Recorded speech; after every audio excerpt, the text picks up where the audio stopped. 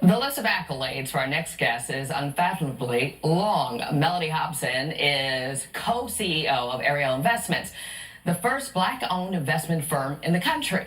Come March, she will be the chair of the Starbucks board. Previously, she was chair of DreamWorks. Add to that, she's married to Star Wars creator George Lucas. It is no wonder she is consistently on the list of Forbes' most powerful women. In my exclusive interview with her, we talk about staying humble. The honest answer, Lori, is I always sit there and think my life is a miracle. I mean, that's the honest answer. I know how much work I've put into this, and I know how much I care about the output and striving for excellence. But a lot of stars had to align for all of this to be possible.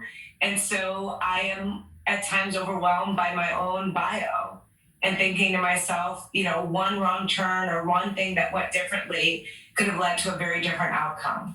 It's a humbling experience. If someone looks at your life just on paper in the beginning of growing up in Chicago, the youngest of 6 kids, a single mother who had big dreams, but they didn't come to fruition, living not knowing if you were going to be evicted, power shut off, all of these elements, typically someone would say with that beginning of a background, how could you possibly have a road paved to where you are today?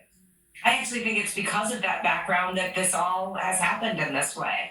It was that financial insecurity that led to my desire to understand money. There's no accident that I work in the financial services industry. It's just not an accident. When I think about how much I really wanted to make sure that I did not live with the not knowing of where I would live or how I would live. And so it wasn't about having a lot of money, it was about understanding how money works. So that drive and that effort, built the foundation for this life that I have today. But it was precisely because of how I grew up that I think I am here today. When you talk about teaching young people about money, even though your mom didn't particularly handle it the best way, I know you've talked about how on Easter she would buy clothes for you instead of paying for the bills, but yet she did teach you some fundamental elements. Yes. So one of the things about my mother, and I encourage people to do this, and a lot of people think it's a very bold statement. I knew what everything cost. Everything as a child. I knew what a light bill cost, what a phone bill cost, what our rent was. I actually knew. I had a mother who never hid our financial circumstances for me. Now, that did create a great deal of anxiety, so I want to say there's a way to do it. But I also didn't walk into life not knowing. And so I had a very clear picture of all the things I needed to do in order to make ends meet when ultimately I was going to be responsible for my own life. That was a gift. You're so ahead of the game when you talk about financial literacy. And there are grown adults who have no clue about financial literacy. So where do you begin? Well, this is a great and important question. It's part of the reason I like to start with children. I almost think of children as being, I'm being facetious here, but it's like a gateway drug to the parents. It's a gateway to the parents because a lot of people don't want to admit that they don't understand these concepts. How would you know? We don't grow up in a society where you learn about money and investing in school in America when you look at wide swaths of our population. So as a result of that, we end up handing the financial futures to young people when they get their first job or they graduate from high school or college. And we're handing them the keys to their financial future, but no one is giving them driver's ed. So it's the equivalent of, giving a young person a Corvette and a bottle of Jack Daniels and say, have a good time. It's a car wreck about to happen. And so as a result of that, I think if you could start the younger, the better, just like we know that if we teach young people a language when they're very, very young, that they become fluent very, very quickly. Well, I'm trying to teach them the language of money when they're young. And the ripple effect is they end up, if they learn it in school, like we do at the Ariel Community Academy, they go home and they have this homework that ultimately their parents, maybe they don't know much about, or they're listening in, or they feel like they need to know more. And it has this ripple effect in a family. So kids become the best way to start. Ultimately, in terms of adults, we inherit our money habits from our parents. So if your parents didn't teach you, you subconsciously do what they do. And if they lived hand to mouth, it's very likely you will too. So why don't we have more programs in schools? You talk about we have woodworking, but we don't have anything in finances. I know this is funny, right? I mean, it's funny and tragic that in high school in America today, you can take wood shop or auto and not a class on investing, which always leads me to ask people who is whittling in their spare time. There was no curriculum. We came up with a curriculum for grade school called Financial Futures, which we will give to any school that asks for it. The teachers typically don't know the subject matter. And I don't say that to be disparaging. It's just most people didn't learn about the intricacies of money and investing. And so to tell a teacher you have to teach it when they themselves have not been schooled in the subject becomes very, very challenging. The pandemic has been so difficult on companies, on individuals. I remember when it first started, I shifted my money. I said, no, I got to take out like 80%. No! I know. I said this to my broker. I said, just set it aside for a minute. I'm scared to death. And I've heard you say that is not, you panic buy. Is that what you said? You do not sell in a panic. You buy. You know, it's the craziest thing. I don't know what it is with our society. I always use the analogy because everyone talks about the stock market being a roller coaster. And I said, okay, let's accept that. In a roller coaster situation, when you're on a roller coaster, which we've all experienced, when you're down closer to the ground, you feel better. And when you're high up about to drop, that's when you're scared the most. It is the opposite of investing. When you're down, I feel buy more, that we've got great value, less far to fall. It's when you're in the nosebleed territory that you start to get nervous. But people just don't do it. It's best to buy in a panic. Now, you have to take a long-term view.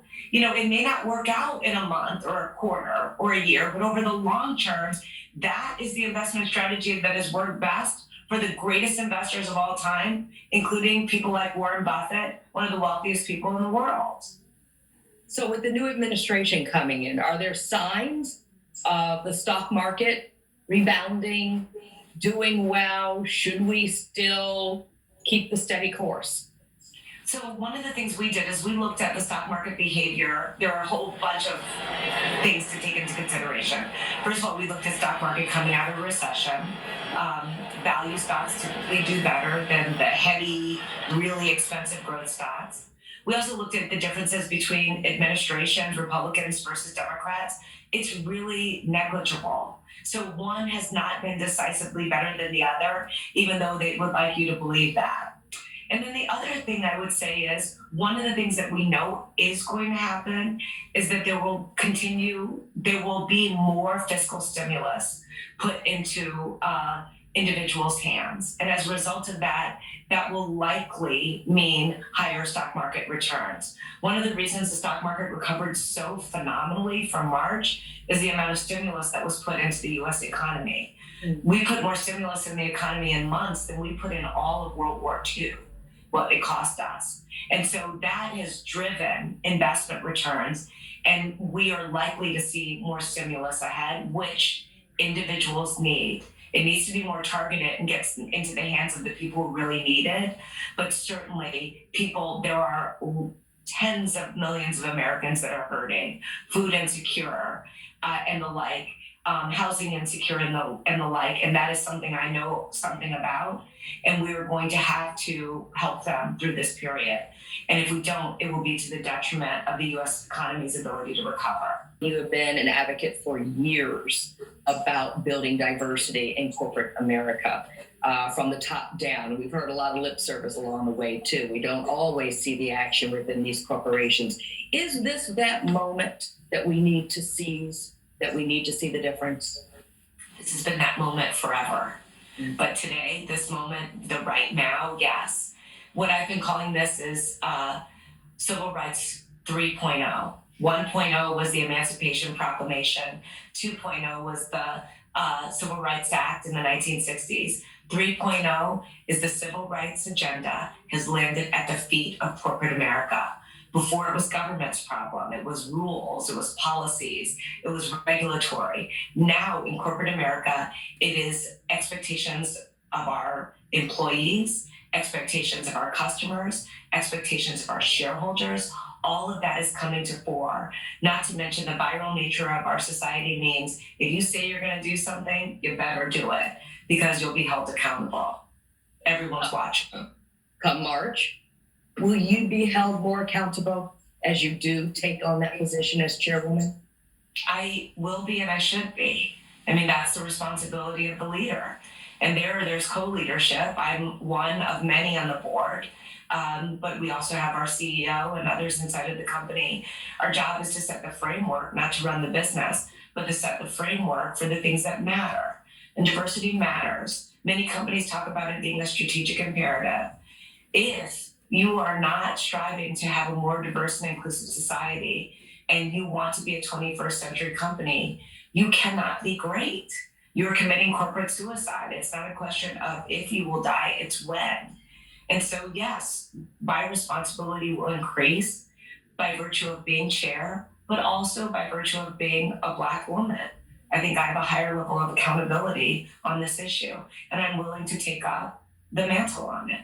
Sometimes people would say, well, if you have a whole bunch of people from all walks of life in one room, it's too many cooks in the kitchen, it takes too long to make decisions, and it works against you. What do you think?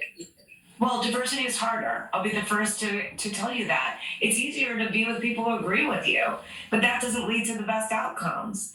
Then the other thing about it is talent and genius do not discriminate. You want the best in the room. Jesse Jackson uses that line where he says baseball wasn't as good as it could be until Jackie Robinson can play. I don't believe that any halls of society, corporate America, government, etc., are as good as they can be until everyone has a shot to be in the room. Well, with the resume that Hobson has, she still says her greatest accomplishment is her daughter, Everest, with George Lucas of Star Wars fame. Hobson and Lucas have also founded the Lucas Museum for Narrative Art, which will hold paintings and photography, illustration, cinematic art, and digital art from Lucas's personal collection, including a Star Wars exhibit. It is expected to open sometime next year. Hobson is also going to have a college named after her at her alma mater, Princeton University.